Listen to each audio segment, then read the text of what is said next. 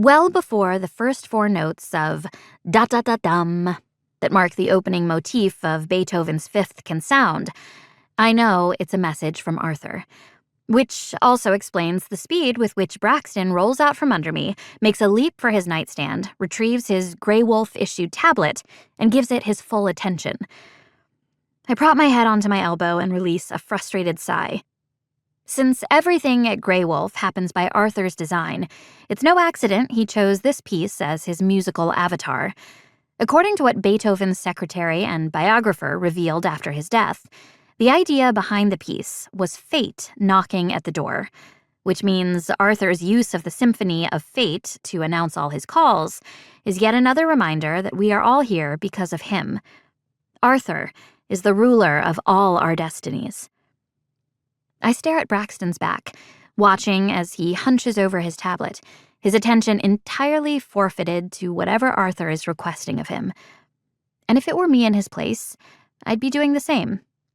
Here, on this remote outcropping of rock, a place of perpetual wind, rain, and fog, Arthur stands in for the sun, and all of us orbit around him.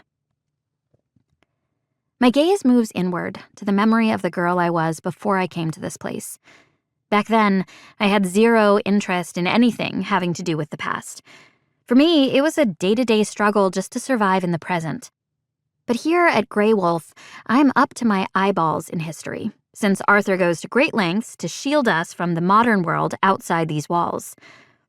At first, I was determined to rebel against everything here.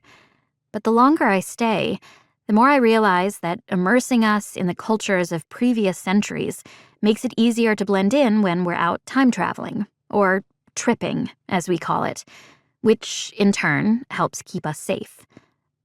Sorry. Braxton tosses a rueful look over his shoulder.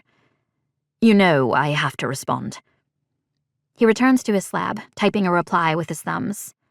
I also know it's Sunday, I grumble, my body still quivering in all the places Braxton touched me, and all the places he was about to touch me. Whatever Arthur wants, it can wait. Not sure he'd agree. Braxton pushes away from the mattress, rakes a hand through his bed-tousled hair, and lets out a sigh.